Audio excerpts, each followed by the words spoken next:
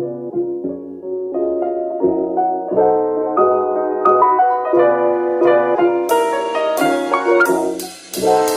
TikTokers, bagaimana kabar kalian semua hari ini? Masih suka olahraga tangan sendiri? Membahas tentang horor tidak selalu tentang jump scare, genderuwo, pocong, kuntilanak, tuyul dan bakyul, serta teman-teman sebangsanya. Hari ini kita akan mereview film psikologi horor yang berfokus mengganggu mental dan emosi orang yang menontonnya. Apalagi film ini memiliki plot twist yang tidak tertebak, benar-benar tidak tertebak. Dan film ini juga dibintangi oleh mega bintang film horor yaitu bunda kita semua, Vera Farmiga. Seringlah lihat muka beliau di film-film horor papan atas seperti Conjuring, The Nun, Annabelle, Beranak Dalam Kubur, dan Kuntilanak versus Pocong. Oke lah, tanpa banyak spoiler di awal film, saya Charles Indehoy. Mari bersama-sama saya ikuti alur cerita film Orphan.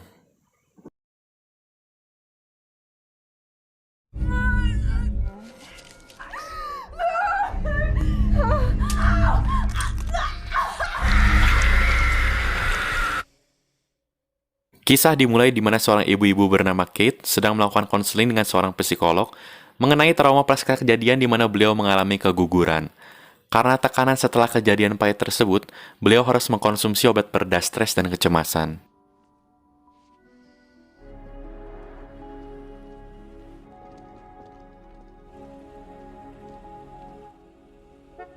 Scene berlanjut saat Nyonya Kate sedang menjemput anaknya yang bernama Max, yang adalah seorang tunawicara alias mempunyai gangguan dalam berbicara. Walaupun begitu, Kate sangat menyayangi anaknya sebagaimana Pevita Pierce mencintai saya. Kita pun diperlihatkan bahwa Kate memiliki keluarga kecil yang bahagia dengan seorang suami bernama John gak pakai Sina, serta anak sulungnya bernama Daniel.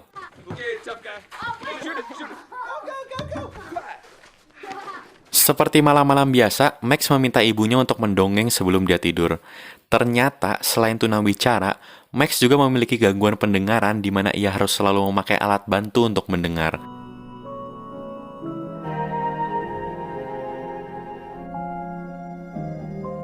Max yang sudah seperti sosis pun bersiap untuk tidur. Merasa kebahagiaannya belum lengkap akibat keguguran di hari itu, Kate meminta persetujuan John untuk mengadopsi seorang anak. John pun sebagai Susi alias suami-suami sin istri, mengiyakan keputusan Kate asalkan Kate sudah secara bulat yakin dengan keinginannya tersebut.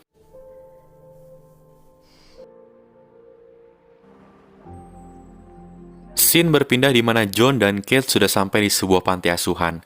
Disambut oleh seorang biarawati bernama Suster Abigail, mereka mengutarakan keinginannya untuk mengadopsi seorang anak.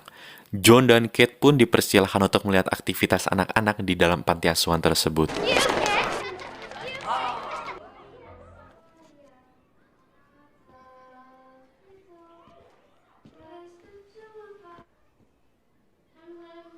John pun melihat seorang anak gadis yang sangat unik bernama Esther, di mana anak tersebut sedang melukis dan hasil lukisannya sangat bagus. Berbeda dengan saya yang pada usia itu cuma bisa gambar pemandangan sawah, gunung, rumah kecil, serta burung yang cuma garis. Saya yakin Anda juga pernah gambar semacam itu. Kate pun datang dan berkenalan dengan Esther, dan seketika mengobrol dengannya. Esther yang lagi semacam kasih kode bercerita bahwa tempat ini sangat membosankan, di mana Esther mengatakan tidak ada anak-anak yang mau bermain dengannya, karena Esther merupakan anak yang berbeda. Suster Abigail bercerita bahwa Esther berasal dari Rusia. Orang tua angkat sebelumnya meninggal akibat kebakaran rumah yang membuat Esther harus diadopsi oleh keluarga Amerika. Beliau mengatakan bahwa Esther sangat cerdas dan dewasa untuk anak seusianya, dan Esther pun tidak suka rebahan dan bukanlah beban hidup. Seketika John dan Kate pun meminta Suster Abigail untuk menyiapkan berkas mengenai izin adopsinya.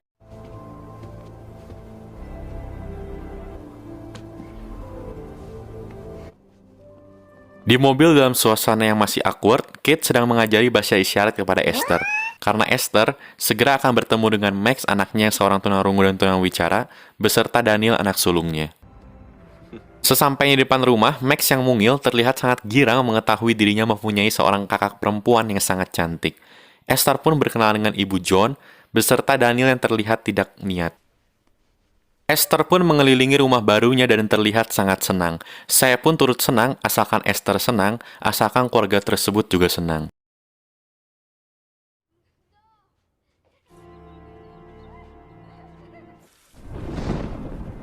Malam hari diselimuti hujan petir, Kate dengan baju tidurnya sudah kedodoran, seketika menggoda John. Dan saat ingin melakukan in the hoy, tiba-tiba Esther dan Max pun ikut nimbrung karena takut suara petir. Ganggu aja.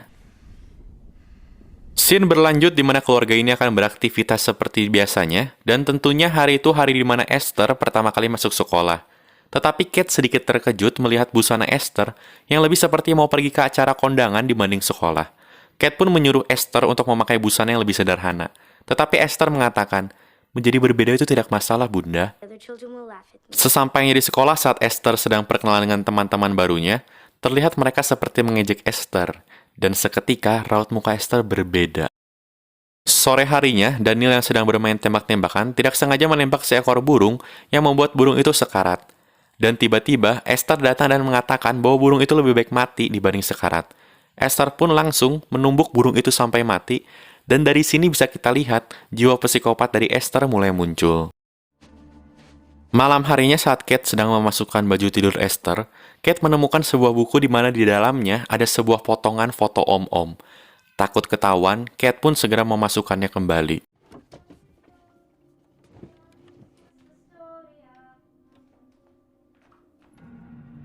Di sekolah, Esther bukan hanya dijaili oleh Daniel saudaranya, tetapi juga dibully oleh bocil sangkatannya. Daniel mengatakan kepada temannya bahwa Esther bukanlah saudara kandungnya. Seorang gadis ingin menarik pita yang biasa dipakai oleh Esther di lehernya. Esther pun seketika menjerit seperti kesurupan. Sesampainya di rumah, saat Esther sedang belajar piano dengan Kate, Kate yang mendapatkan kabar dari guru di sekolah bertanya kepada Esther, apakah ada sesuatu yang ingin kau ceritakan tentang sekolah? Esther menjawab, tidak ada. Kate pun meyakinkan bahwa beliau akan selalu ada untuk Esther yang merupakan keluarganya. Dan tiba-tiba, Esther bertanya, siapa Jessica? Who's Jessica? Jessica merupakan nama anak kedua Kate yang mengalami keguguran yang tadi sudah kita lihat di awal film. Dan Kate menyebar abu Jessica di pot tanaman yang menandakan bahwa apabila tumbuhan itu tumbuh, berarti Jessica juga tumbuh. Sangat flora sekali Kate ini. Adegan berlanjut saat dimana John, Max, dan Esther sedang menikmati waktu mereka bersama di taman kota.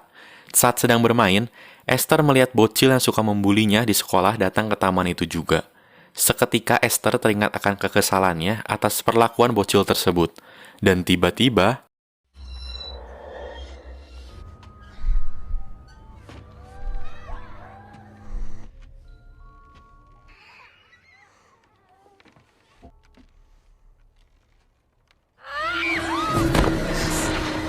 Esther mendorong bocil itu yang membuat bocil itu terjatuh dan seketika mengalami patah tulang kaki. Dan Max tidak sengaja melihat kejadian tersebut. Saat makan malam keluarga, John bertanya apakah Esther mendorong Brenda, nama bocil tadi, karena ayah Brenda melapor itu kepada John. Esther pun bersumpah, itu tidak benar. Kate pun bertanya kepada Max apakah dia melihat kejadian itu, dan Max menjawab bahwa Brenda hanya terpeleset. Daniel pun datang dan ikut makan malam dengan mereka. Merasa Esther sangat aneh karena bayangin saja usia seperti itu bisa makan stik selihai itu. Saya saja tidak pernah makan stik. Aduh. Daniel pun mengatakan apakah Esther bisa bertindak dengan normal karena saya jadi dijekin sama teman-teman saya di sekolah. Kate dan John pun memarahi Daniel yang seketika membuat Daniel pergi. Daniel pun mendapat hukuman dari ayahnya dengan mengunci rumah pohon miliknya. Get the key back when you say you're sorry. Adegan berlanjut saat para perempuan sedang belanja di geria. Kate tiba-tiba mendapatkan telepon dari suster Abigail yang meminta catatan kesehatan dan gigi Esther untuk laporan pengawasan panti asuhan. Tetapi Kate mengatakan kalau Esther tidak pernah mau ke dokter gigi dan bercerita kepada biarawati tersebut tentang peristiwa yang terjadi akhir-akhir ini. Esther pun menyuruh Max untuk mencari tahu apa yang sedang Kate bicarakan. Di rumah, Esther terlihat sangat lihai bermain piano, apalagi lagu itu lagu klasik yang sangat susah untuk dimainkan.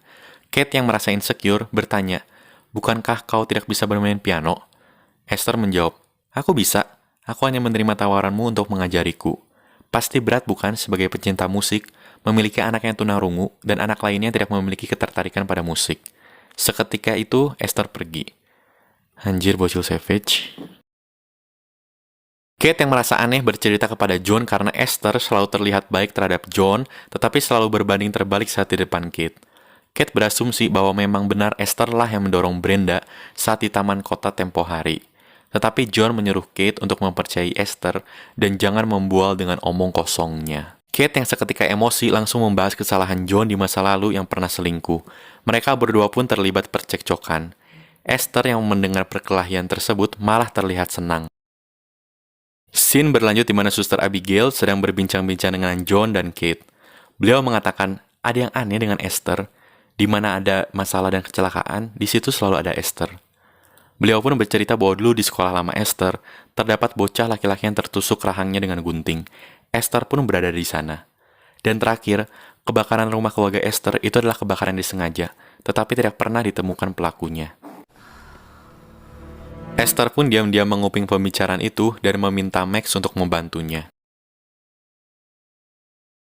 Esther menyuruh Max untuk mencari kunci rumah pohon milik Daniel di ruang kerja Mr. John.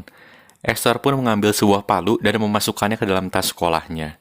Dan dengan kunci yang ditemukannya, Esther membuka berangkas pribadi John dan mengambil pistol yang ada di dalamnya.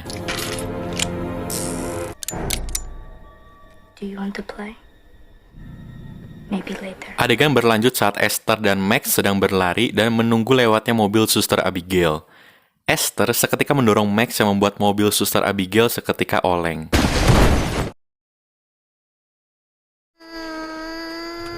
Suster Abigail pun langsung menghampiri Max di tengah jalan dan tiba-tiba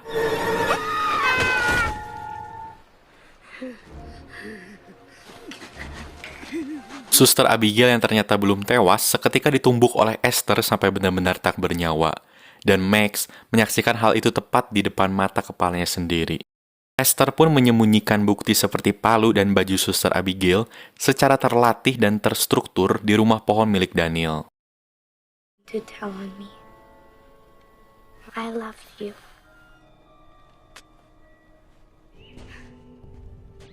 Daniel ternyata melihat Esther turun dari rumah pohonnya.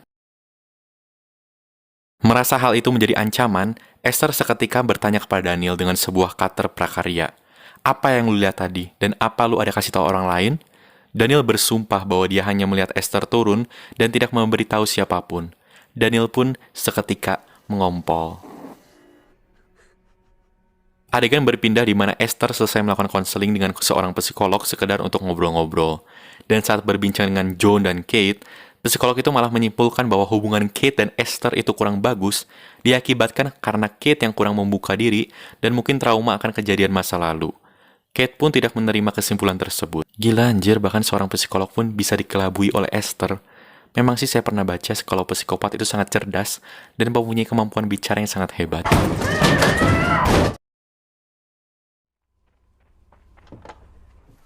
Sesampainya di rumah, Kate mendapatkan telepon dari seorang biarawati yang mengatakan bahwa Suster Abigail belum pulang dari kunjungannya ke rumah Kate yang tentunya membuat seluruh biarawati di panti asuhan tersebut merasa khawatir. Polisi pun menemukan mayat Suster Abigail dan seketika itu menginformasikannya kepada keluarga John.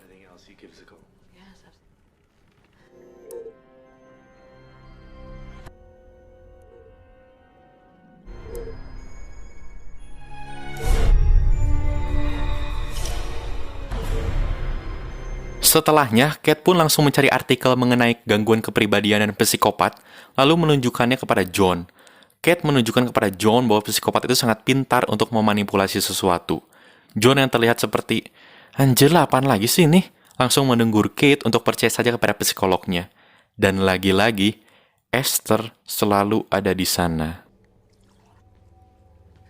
Esok malam, Kate menelpon panti asuhan Sludianka, tempat di mana Esther terakhir tinggal saat di Rusia menurut catatan sipilnya. Tetapi anehnya, panti asuhan tersebut tidak mempunyai catatan apapun mengenai Esther.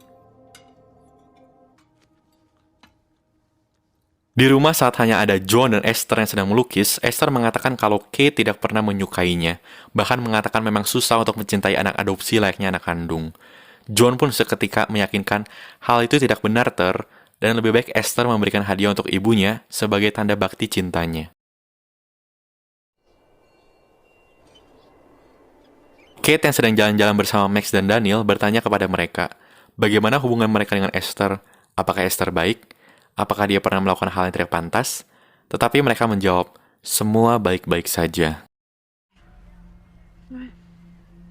Malamnya, Esther memberikan hadiah untuk ibunya yaitu sebuah buket bunga. Tetapi bunga itu adalah bunga di mana abu Jessica disebarkan.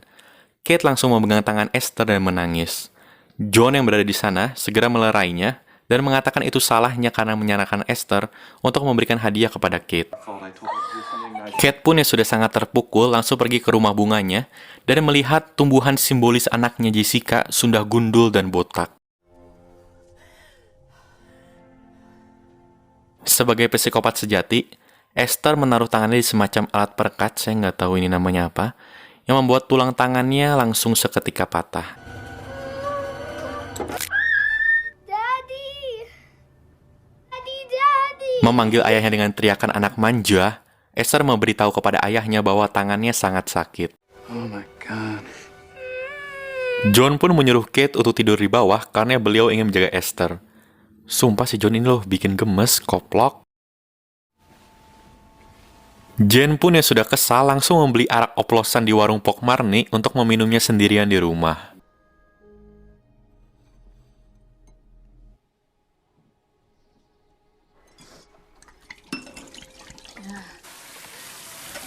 Esok paginya saat Kate sedang mengantar kedua anaknya dan satu benalu ke sekolah, tiba-tiba Hey, Bob, just bought this. Pick it up. It's gonna get...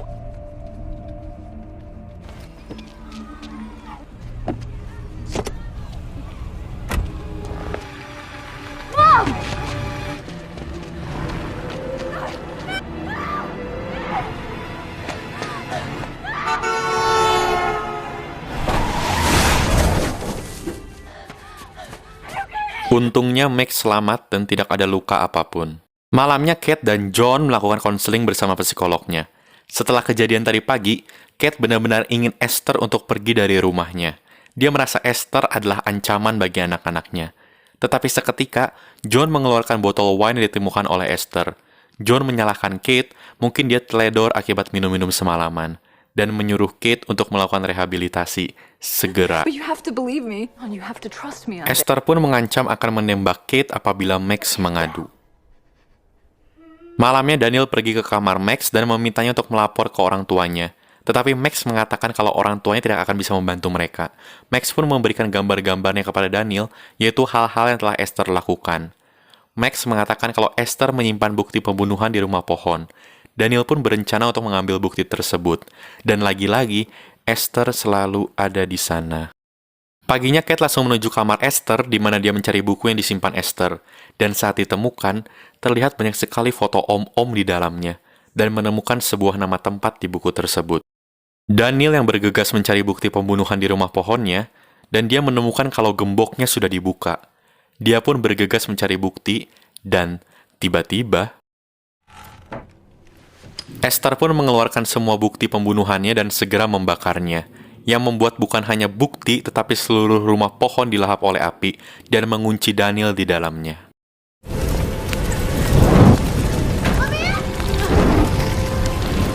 Di tengah anak laki-lakinya yang sedang dalam bahaya, Kate sedang menelpon Institut Saarne.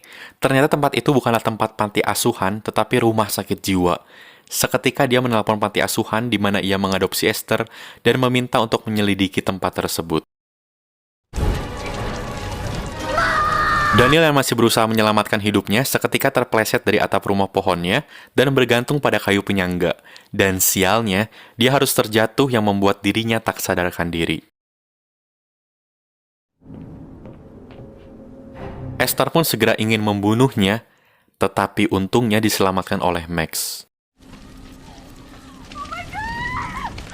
Move away from the bed! Daniel, Mommy's right here. Can you hear me? Untungnya dokter mengatakan kalau Daniel tidak apa-apa, hanya cedera di lehernya yang sedikit parah, dan mengizinkan mereka untuk bisa menemui Daniel dengan segera. Setelahnya, Kate terlihat sedang marah-marah kepada John karena masih belum mempercayainya. Kate mengancam Esther yang pergi atau gue dan anak-anak gue yang pergi. Condition. Esther goes too. Merasa belum sesuai rencana, Esther meminta uang untuk membeli soda. Tetapi dia malah bergegas pergi ke kamar Daniel. Esther pun segera menutup muka Daniel dengan bantal. Max yang merasa curiga langsung bergegas menyusul Esther, tetapi Esther tidak ada di tempat mesin soda. Dan seketika itu,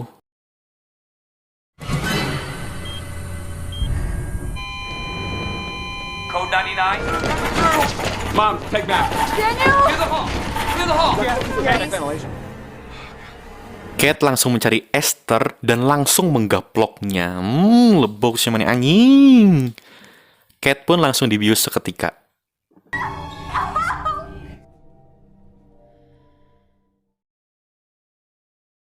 Sesampainya di rumah, John langsung menidurkan Max, dan Esther pun memberikan good night kiss sambil mengambil alat bantu dengar Max.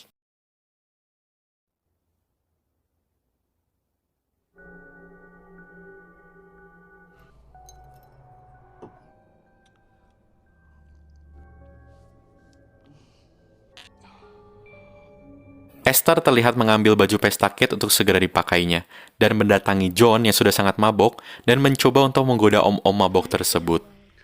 I'm scared. What are you doing? What are you doing? Tetapi John yang sukanya MILF langsung merasa risih, karena hal itu tidak pantas dilakukan oleh anak umur 9 tahun kepada ayahnya. Dia pun memarahi Esther, dan mempertimbangkan apakah Esther akan tetap menjadi anak di keluarganya atau tidak. I can't do it. Kate mendapatkan telepon dari seorang dokter dari Institut Saarne dan menjelaskan bahwa Esther bukanlah anak kecil tetapi wanita dewasa. Esther ternyata terkena penyakit hormon langka, yaitu hipopituitarisme yang membuat tubuhnya kerdil dan terlihat seperti anak kecil. Dan nama aslinya adalah Lina Klamer, yang lahir pada tahun 1976, yang berarti kalau filmnya tayang tahun 2009, dia merupakan wanita berumur 33 tahun. Esther ternyata merupakan pasien paling kasar di rumah sakit jiwa tersebut yang membuat dia harus dipakaikan alat pengekang di leher dan pergelangan tangannya. Dia pun sudah membunuh 7 orang selama dia hidup.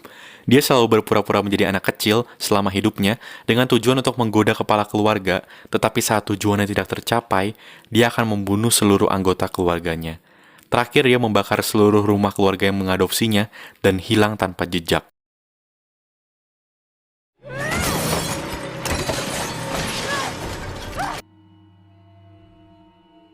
Mendengar fakta tersebut, Kate pun segera pergi ke rumahnya. Mendengar suara gerdak-gerduk di kamar Esther, John segera pergi ke kamarnya dan tiba-tiba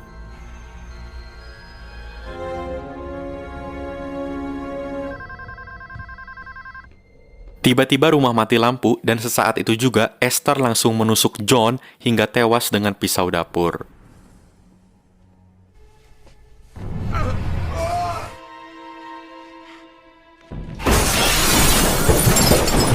Kate yang sudah sampai di rumah segera mencari anggota keluarganya, tetapi beliau melihat John telah tewas. Dan tidak ingin membuang-buang waktu, beliau mencari-cari Max anaknya, berharap bahwa dia masih hidup. Beliau pun menemukan Max di rumah bunganya, sedang bersembunyi dan melihat Esther sedang mengincar anaknya.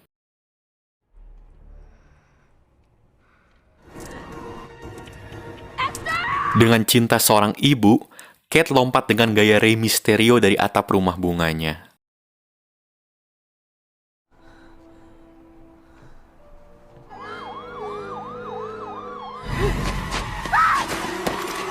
Belum tewas, Esther dengan pisau dapurnya seketika menikam Kate dan perkelahian di atas kolam air yang beku tidak bisa dihindarkan. Max si mungil berusaha untuk berguna dan mencoba untuk menembak, tetapi malah terkena kolam beku tersebut, yang sesaat itu membuat kolam beku tersebut retak dan mereka berdua tenggelam.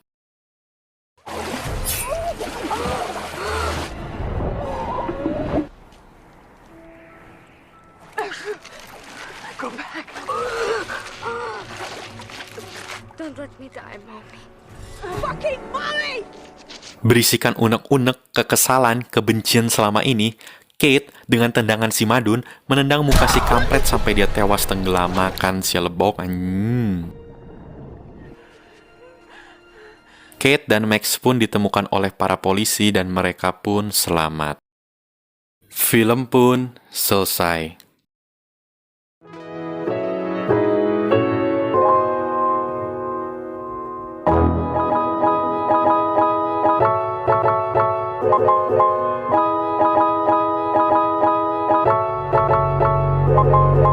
Jadi makna yang bisa saya berikan kepada Anda mengenai film ini yaitu hati-hati untuk kalian yang ingin mengadopsi anak, apalagi anak anjing, anak kucing, anak bekicot, apapun jenisnya anak itu, karena kita tidak tahu kalau ada psikopat yang sedang mengincar kita. Dan tolong untuk para kaum hawa di luar sana, berhenti untuk kirim komen di Instagram aktor-aktor ganteng seperti Nicholas Saputra, Iqbal Ramadan, Reza Rahadian, dengan kata-kata, rahimku anget mas. Karena itu membuat kita para cowok yang memiliki tampang seperti keset welcome ini, merasa jiwa psikopat kita semakin meningkat. Buah mangga, buah kedondong, buah nanas, buah apel, buah manggis, buah duren, itulah nama buah-buahan. Sekian, dan terima kasih telah menyaksikan review film ketiga saya, dan saya Charles in the Hoy. Sampai jumpa di video selanjutnya, kalau kalian masih mau nonton.